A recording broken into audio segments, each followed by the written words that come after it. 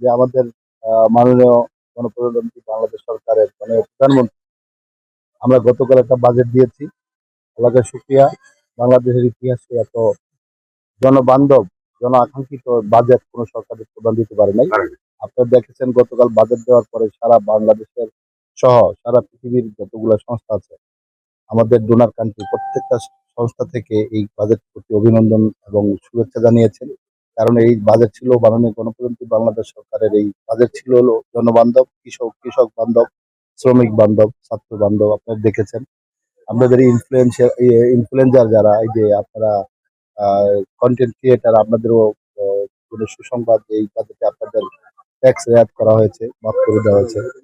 তো আমরা মাত্র ৩ মাসের মাথায় আমাদের এই শরীয়তপুরকে আমি বলেছিলাম একটা আধুনিক এবং গর্বিত শরীয়তপুর বানানোর জন্য মাননীয় প্রধানমন্ত্রীর নির্বাচনী প্রতিশ্রুতি অনুযায়ী আমাদের একটি দফার কর্ম ধারাবাহিকতায় আজকের এই যে জিওবাগ মানে নদী ভাঙ্গন কবলিত মানুষের পাশে মাননীয় প্রধানমন্ত্রী আমাদের আহ পানি সম্পদ মন্ত্রণালয়ের মন্ত্রী শহীদুদ্দিন চৌধুরী ভারত হোসেন আজাদ এমনিভাবে আমাদের সহযোগিতা করেছেন। এই জন্য আমরা শরীয়তপুরবাসী মাননীয় প্রধানমন্ত্রী এবং মন্ত্রী পরিষদ সবাই থেকে আমরা কৃতজ্ঞতা প্রকাশ করছি এবং আল্লাহকে শুকরিয়া প্রকাশ করছি যে ৩ মাসের মাথায় মানুষের এই আকাঙ্ক্ষাকে, মানুষের এই অন্তরের অনুভূতিকে সরকার প্রধান গুরুত্ব দিয়ে আমাদের এই কাজটা করে দিয়েছেন।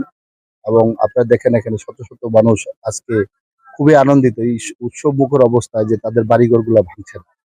সেই জন্য আমরা এই ৩ মাসের মাথায় যে এটা করতে পারবো, এটা আল্লাহকে শুকরিয়া আমরা নিজেও চিন্তা করি। আর এখানে মাননীয় প্রধানমন্ত্রী অলরেডি পানি সম্পদ মন্ত্রণালয়কে বলে দিয়েছেন এখানে স্থায়ী ব্যাংক প্রোটেকশন দেওয়ার জন্য, স্থায়ীভাবে প্রোটেকশন দেওয়ার জন্য অলরেডি তিনি বলে দিয়েছেন এবং পানি উন্নয়ন বোর্ড সেই অনুযায়ী প্রজেক্ট রেডি করছে।